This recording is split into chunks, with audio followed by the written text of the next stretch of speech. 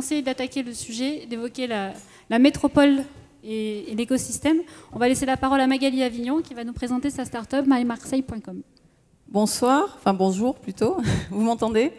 Donc je suis ravie d'être là pour vous présenter MyMarseille. Très brièvement, donc l'aventure MyMarseille est partie d'un constat simple, que nous avions tous, quasiment tous, quelque chose à reprocher à notre agent immobilier traditionnel ou au site immobilier en règle générale. Donc vous-même, vous avez peut-être un jour été agacé par le fait de trouver des annonces pas suffisamment détaillées, de devoir poser des questions, de parfois vous déplacer inutilement et de devoir réexpliquer votre projet à différents agents immobiliers au fur et à mesure des déceptions et des visites. Et puis quand par hasard l'affaire se faisait, eh bien vous étiez souvent un petit peu déçus des coûts prohibitifs des frais d'un agent immobilier. Donc en fait, quand on a conçu MyMarseille, on a mis la satisfaction client au cœur du projet. Comment on a fait ça? Déjà, on est parti en créant notre propre site internet. Alors, je ne sais pas si certains d'entre vous connaissent MyMarseille et connaissent le site, mais si vous le connaissez, vous avez pu constater que dans nos annonces, eh bien, on joue la carte de la transparence. La carte de la transparence, c'est-à-dire qu'on met à la fois toute l'information dont on dispose dans nos annonces, que ce soit des plans 2D, des plans 3D, des visites virtuelles. Donc, en fait, quand vous vous déplacez uniquement quand le bien vous plaît. Donc vous faites une préqualification en avance qui vous fait économiser du temps, bien évidemment. Alors le deuxième point principal de MyMarseille, c'est qu'on a décidé d'offrir un choix très exhaustif d'offres. Donc vous pouvez constater qu'il y a 3800 annonces sur MyMarseille. Pourquoi? Parce qu'en fait, on est les seuls agents immobiliers à le faire. On agrège des annonces de particulier à particulier avec nos annonces sous mandat. Donc en fait, tout propriétaire peut déposer son annonce gratuitement sur le site, ce qui permet d'avoir beaucoup plus d'offres à vous proposer.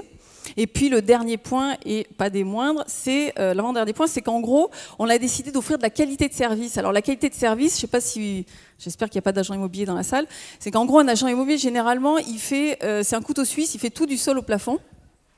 Et il doit être très bon dans toutes les différentes étapes, ce qui n'est pas possible.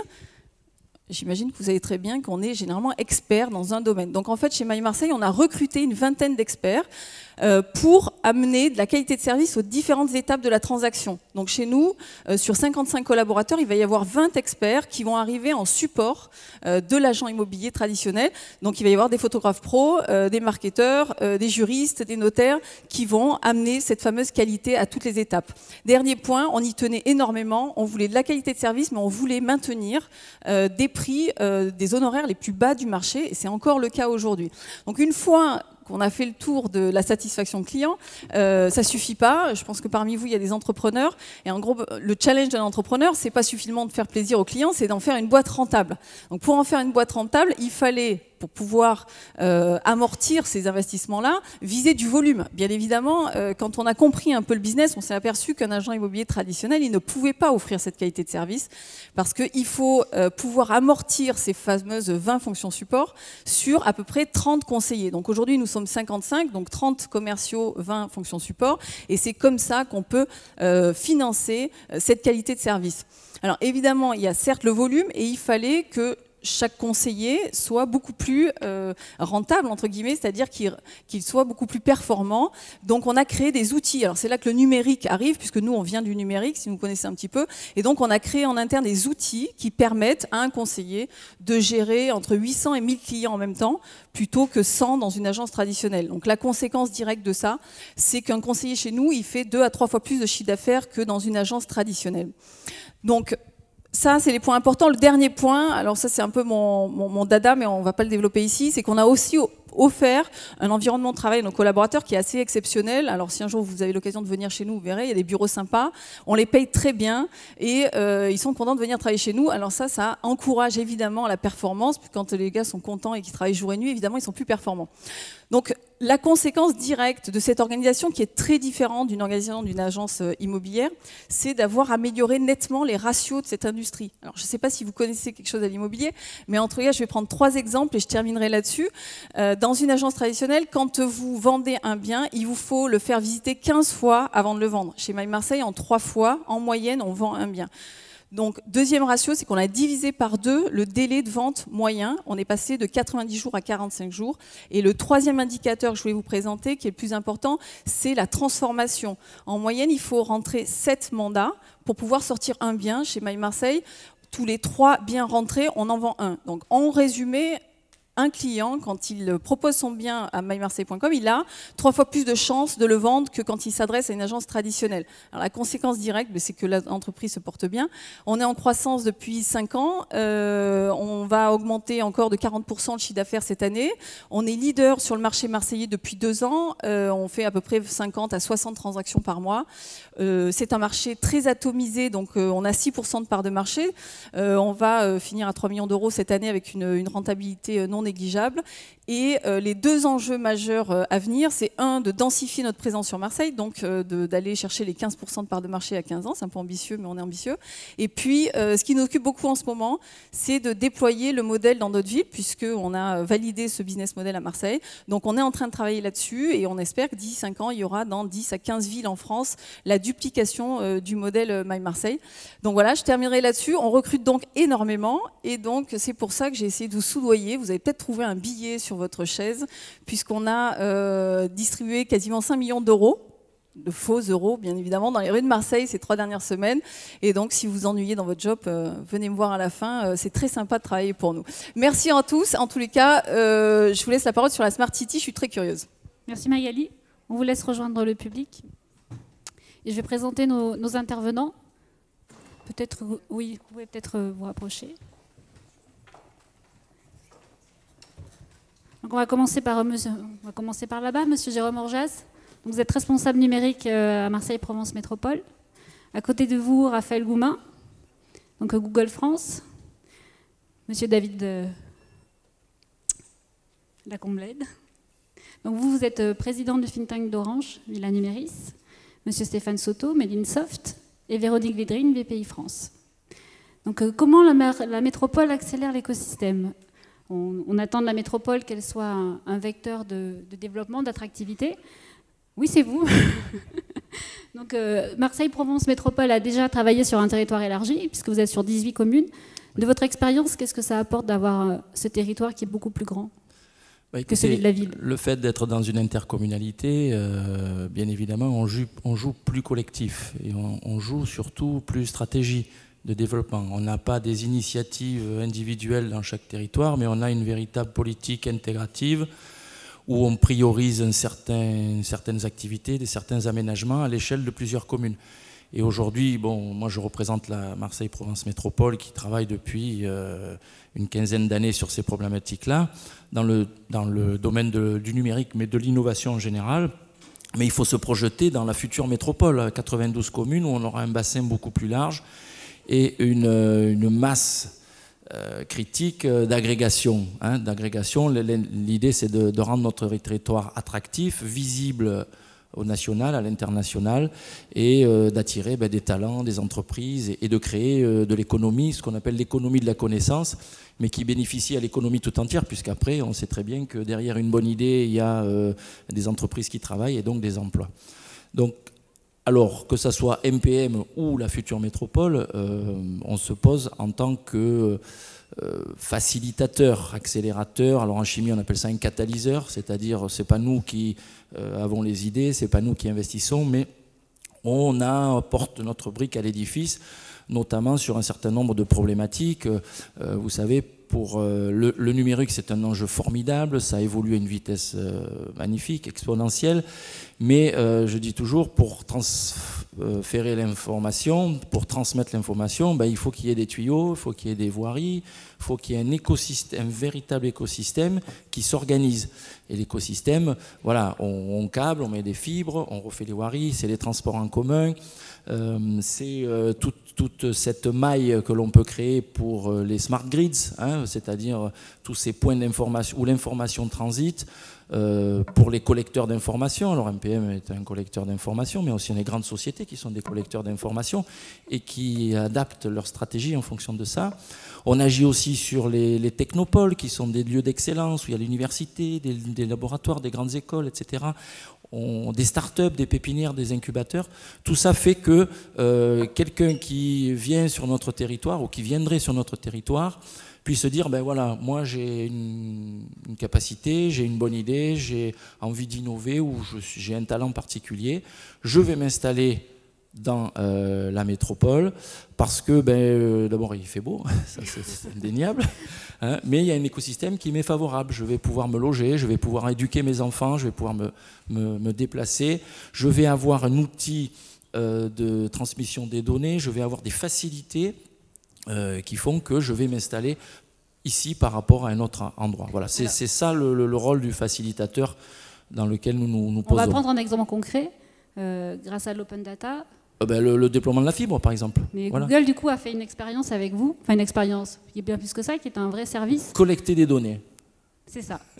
Ce que va nous présenter Raphaël Goumin. Donc, vous avez récupéré vous avez récupéré les données auprès de MPM et dites-nous ce que vous en avez fait. Alors MPM en fait, donc bonjour, je m'appelle Raphaël Goumin, je suis directeur marketing de Google pour le marché français et par conséquent je suis dans une position tout à fait fantastique pour observer les mutations qui peuvent arriver et notamment cette notion de Smart City. Et c'est vrai qu'on fait beaucoup de partenariats et en l'occurrence on a travaillé sur la problématique des données de transport en commun avec MPM qui est très dynamique dans ce secteur et qui a donc mis à disposition ces données et de par nos services, donc Google Maps, le moteur de recherche, Google Now pour l'assistant personnel, et on a intégré ces données à l'intérieur de tous ces produits, ce qui permet en fait à n'importe quel utilisateur qui se rend ici sur les lieux de pouvoir éditer un itinéraire de transport en commun et d'y intégrer des informations en temps réel pour trouver les bonnes connexions, gérer les bons horaires, s'il y a un incident survient, de se réorienter et ainsi de suite. Et donc c'est une manifestation tout à fait concrète des bénéfices et du dynamisme en tout cas de cette politique d'open data et du bénéfice qu'il peut y avoir pour l'utilisateur. Et en fait, au-delà de ça, moi en tant qu'utilisateur, en tant que citoyen, je bénéficie aujourd'hui de toutes ces mutations. Pour me rendre ici, tout simplement, eh bien, voilà, ce matin j'ai édité un itinéraire pour me rendre à la gare, j'ai consulté les horaires de train, j'ai envoyé des emails, j'ai consulté les news, etc. Je veux dire, cette métropole connectée, elle est déjà bien là et réelle et tangible et sérieuse. Et on le constate ici en France aujourd'hui, les Français embrassent ces nouvelles technologies énormément. On compte en moyenne dans un foyer français entre 6 et 9 écrans. Donc les gens sont connectés, sont équipés, les réseaux sont de plus en plus là. Et donc du coup, ça permet énormément de services et à cette notion de Smart City de voir le jour. Côté entreprise, c'est pas tout à fait pareil. C'est-à-dire que les entreprises françaises aujourd'hui sont un petit peu en retard quand on compare la France par rapport, je dirais, aux autres pays européens. Seulement 11% des entreprises françaises en fait vendent en ligne. Et donc c'est une opportunité fantastique pour eux de se développer, de développement économique, de développement pour pouvoir embaucher plus de gens et ainsi de suite. Et donc ça c'est quelque chose qu'il faut absolument qu'on embrasse collectivement. Et donc le rôle de Google sur le marché français, c'est de travailler aux côtés des partenaires et ici sur MPM, de mettre en place des partenariats donc sur différents sujets. Là on a évoqué les transports en commun, donc qui sont rendus accessibles à tous les utilisateurs qui se promènent ou qui se baladent et qui passent par ici. Mais un autre exemple et une autre matérialisation, c'est un programme qu'on a lancé en 2012 qui s'appelait Google pour les pros. Il a été lancé ici à Marseille. Et ce programme est parti d'un constat, c'est qu'aujourd'hui lorsqu'on est un artisan, un commerçant, une TPE, une PME, on est objectivement très occupé toute la journée. Et aujourd'hui, le digital, c'est compliqué. Donc, on a souhaité accompagner tous ces professionnels pour leur offrir une visibilité en ligne gratuitement. Et donc, on a littéralement des coachs qui ont qui se sont baladés à l'intérieur des rues de Marseille et d'autres villes de la région pour les accompagner et leur expliquer comment être visible en ligne gratuitement. Donc ça a été lancé ici et c'est donc une matérialisation concrète de comment est-ce que Google peut accompagner tous ces acteurs locaux. C'est une question de compétitivité, de force des entreprises d'avoir une meilleure visibilité? C'est tout à fait fondamental aujourd'hui. On estime qu'une entreprise qui a embrassé le digital croît 6 fois plus vite qu'une entreprise qui n'est pas encore présente en ligne. C'est pour vous dire à quel point c'est un bouleversement tout à fait fondamental. Il y a plein d'études qui le montrent assez régulièrement. Donc c'est une vraie opportunité et il faut effectivement la saisir. Et donc ce programme qui a été lancé ici Google pour les pros. Aujourd'hui, il a grandi. On est en 2015, il était lancé en 2012. Aujourd'hui, il est présent dans 100 villes. Il y a 40 000 professionnels qui sont en ligne gratuitement. Et ça, c'est grâce à ça. Donc, c'est une des manifestations de comment est-ce que Google accompagne sur le terrain. Une autre, c'est dans le domaine culturel. C'est vrai, Smart City, on peut penser à l'éducation, la culture. Comment est-ce qu'aujourd'hui, eh bien, les nouvelles technologies, le digital, permettent au plus grand nombre d'embrasser la culture? Eh bien, il y a peu de temps, c'était il y a 2 ans, je crois, on est venu à Marseille encore une fois et on a collaboré avec une association qui s'appelle Radio Grenouille. Figurez-vous que cette association fait quelque chose de fantastique.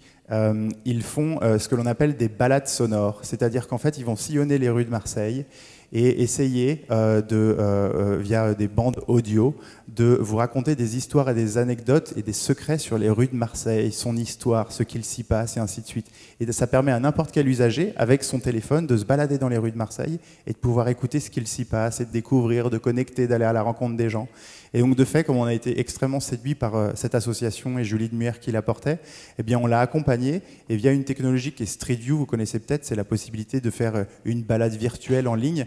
Eh bien, on a connecté les deux, donc mis des panoramas Street View, connecté les bandes audio, et en fait on a rendu cette expérience qui finalement était réservée que aux gens dans Marseille, au monde entier. Et donc il y a des millions d'internautes qui sont venus se connecter là-dessus et qui ont pu profiter, découvrir Marseille, et ainsi de suite.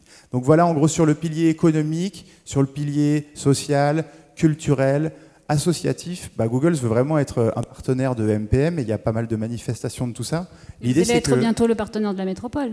Avec plaisir, on continue.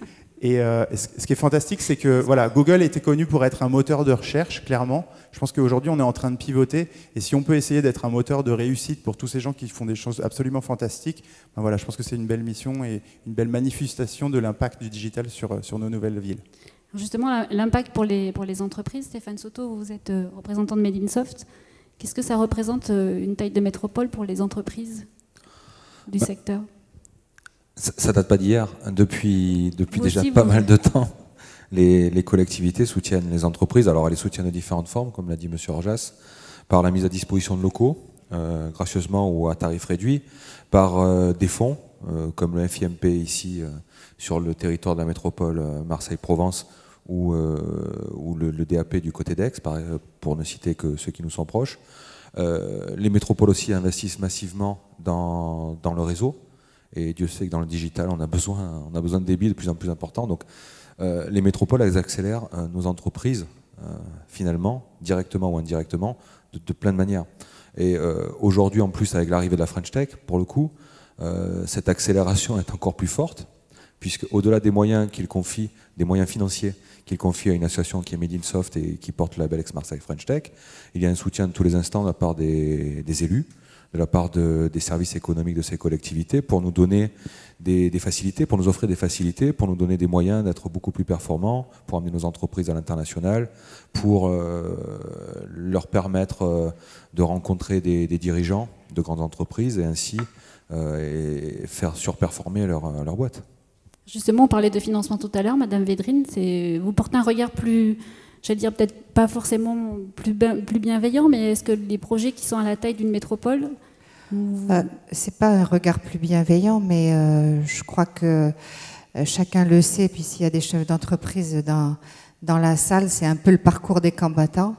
Effectivement, il y a énormément de dispositifs, des dispositifs qui sont dispensés par les régions, jusqu'à maintenant par les conseils généraux, par les métropoles, par les établissements, par des agences multiples.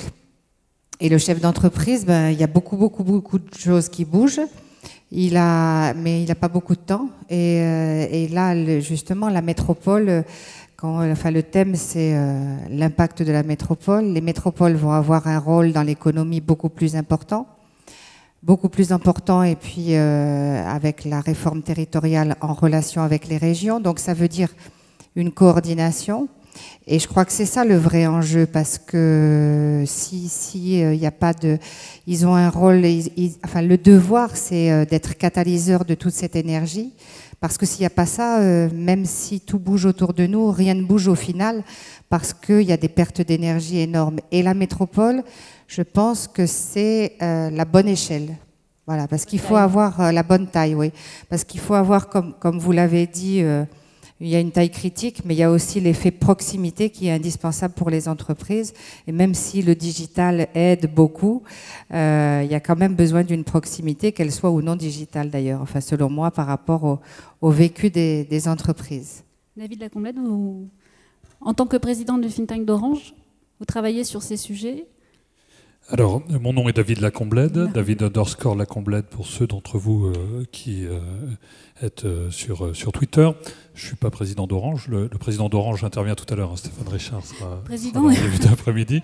Moi, je préside un think tank qui s'appelle la Villa Numéris et qui est indépendant d'Orange. Sur les smart cities, dont il faut voir que c'est aussi bien de la mobilité que des infrastructures, mais aussi des hommes, je serais tenté de répondre « Big is beautiful ». Vous me direz, si j'avais été sur la table de French Tech, j'aurais dit exactement l'inverse, small is beautiful. Parce que la réalité, c'est qu'il faut tout ce monde et cet écosystème réunis avec des partenariats entre des collectivités territoriales, avec des entreprises, avec des startups et avec les citoyens. Et c'est cette alchimie savante, et Google en est l'exemple, qui effectivement investit aussi au niveau local, mais qui est un géant international, avec des moyens importants. La valorisation boursière de Google, c'est 300 milliards d'euros. C'est l'équivalent du produit intérieur brut de l'Autriche. Et donc, c'est un État dans l'État numérique. Et il s'agit aussi d'avoir parfois des alternatives, mais aussi d'en être le partenaire. Et c'est le propre du numérique d'être en permanence partenaire de ses propres concurrents. Alors Jérôme, tout à l'heure, disait on vit plutôt là où il y a du soleil. Et c'est les thèses de Jean Viard vers lesquelles je vous renvoie. Puisque principalement, effectivement, on a plutôt envie de vivre là où il fait beau, que durablement le transport maritime sera moins cher que les autres transports, et ça fait qu'on viendra vivre à Marseille ou dans la Silicon Valley, et ce sont des mouvements à l'œuvre depuis 50 ans, bien avant même que le numérique se développe, où sur la Côte d'Azur et Provence, on est passé de 2 millions d'habitants à 7 millions d'habitants en moins de 50 ans. Avec effectivement de nouvelles formes de travail, et ce n'est plus désormais les salariés qui vont là où sont les entreprises, mais c'est bien là où sont les salariés et que les entreprises iront demain. Et quand vous parliez tout à l'heure de coefficient multiplicateur du digital, effectivement, plus personne ne va aller dans une entreprise qui ne vous garantit pas le développement de votre capital d'employabilité, qui passe par la parfaite maîtrise des outils numériques et donc par une formation. Et là, c'est aussi une des responsabilités des collectivités territoriales de former leurs concitoyens tout simplement. Je parlais d'alternatives tout à l'heure, c'est bien la réunion des talents dans des consortiums qui doit permettre l'émergence de nouveaux systèmes, de nouveaux modèles. Et face à des modèles qui peuvent parfois apparaître comme fermés, je pense à Amazon, à Apple, qui sont ces géants qui font tant peur, il y a des réponses européennes, certainement plus ouvertes, parce que ouvertes sur le monde, c'est la culture même de l'Europe à imaginer. C'est le cas aujourd'hui et on a une tradition de consortium et de projets industriels en Europe. Donc mettons à profit cela. Si vous rajoutez à cela des écoles d'ingénieurs qui font qu'on vient nous chercher nos meilleurs ingénieurs à travers le monde, vous avez les ingrédients d'un cocktail pour tenir la course dans cette globalisation aujourd'hui. Et quand je parle de course, regardez ce qui se fait aux États-Unis. Vous avez des consortiums de grandes villes qui se sont créés pour comparer leur big data. Et quand elles se comparent entre elles, elles éliminent absolument tout le reste. Et c'est le cas aujourd'hui des 5 premières villes américaines qui vantent leur mérite économique. Et donc, oui, soyez présents. Et comme les My Marseille, en quelque sorte, sur le numérique, pour vanter vos mérites et donner la meilleure image de marque numérique, votre empreinte digitale en quelque sorte à la face du monde. Merci. On a une série de questions-réponses maintenant, donc s'il y a des questions dans la salle, il y a un micro qui va vous être donné. Il y a quelqu'un devant ? Ça arrive, hein.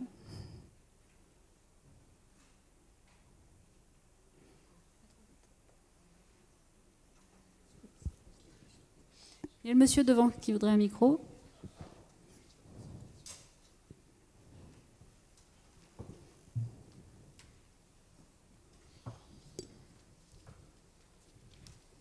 Bonjour.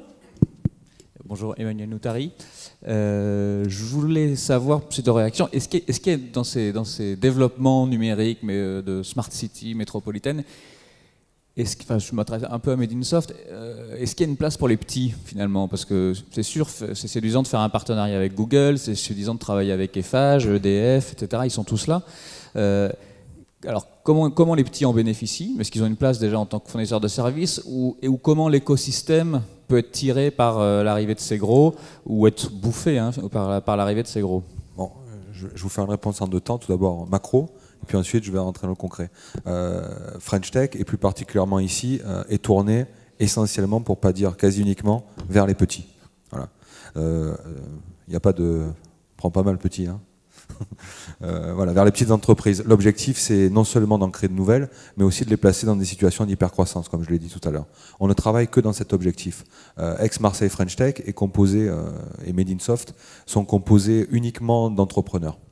Donc notre objectif, en dehors de nos activités professionnelles, sont uniquement tournés vers ce volet-là. Donc n'importe quelle entreprise qui adhère au mouvement Ex-Marseille French Tech, c'est très simple, www.amft.io,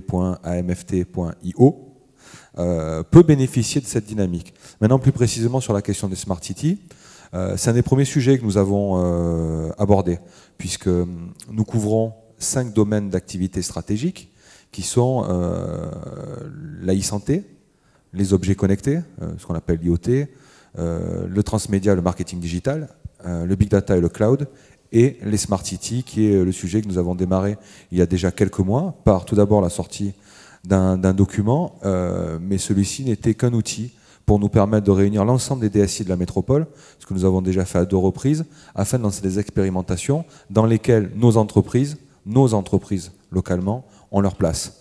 Donc ça, c'est déjà quelque chose de très concret. Ça a démarré mi-septembre sur les décisions d'expérimenter dans le cadre d'une réunion qui s'est tenue à Vitrolles.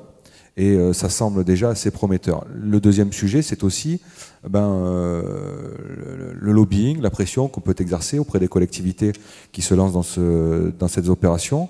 L'Île-Ouallard est un quartier qui sort de terre et qui sera un quartier très Smart City. Ça vaut aussi pour la Constance à Aix.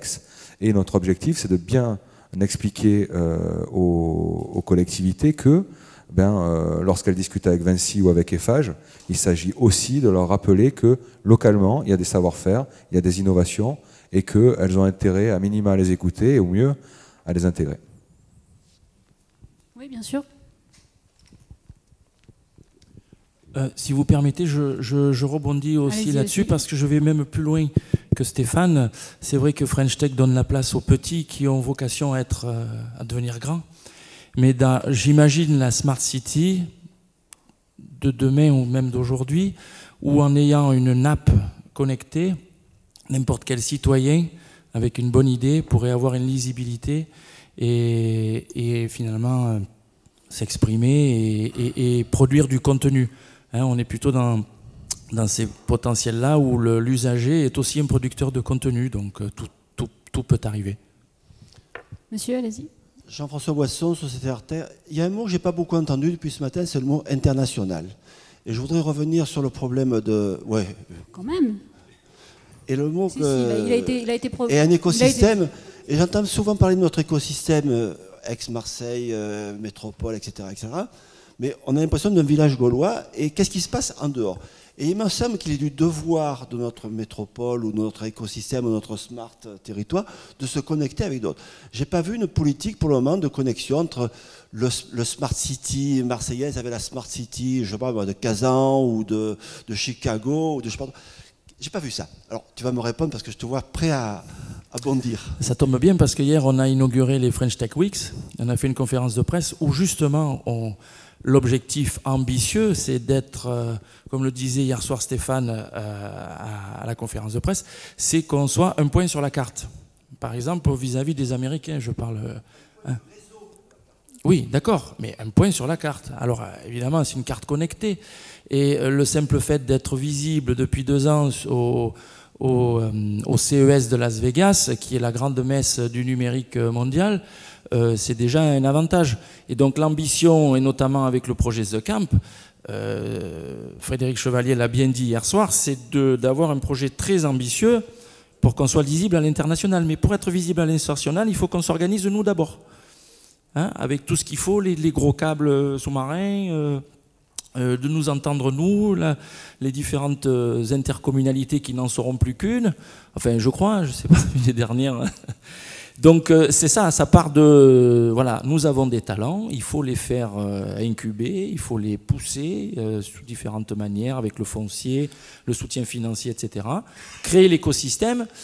L'objectif, c'est évidemment, bien évidemment, que nos entreprises fassent du business avec l'international. C'est ça, l'objectif. Madame Védrine ? Si je peux compléter, par exemple, bon, vous savez que BPI-France est un membre de French Tech et donc par rapport à l'international, depuis quelques années, on se met justement en ordre de marche pour faciliter justement cette ouverture à l'international des entreprises, puisque on a intégré des chargés, des collaborateurs ex-UBI France, donc Business France, dans nos équipes. Donc pour l'accompagnement des entreprises à l'international. Et notre challenge là, c'est d'intégrer, puisque vous n'êtes pas sans savoir que nous reprenons la COFAS publique, donc l'assurance prospection, pour offrir aux chefs d'entreprise dans un même lieu et donc en gagnant beaucoup de temps, un accompagnement, les financements et l'assurance pour l'international. Et ça rentre dans effectivement tout cet écosystème des métropoles, voilà, pour faire grandir nos entreprises, et y compris à l'international. Bon, merci à tous. Merci à nos intervenants.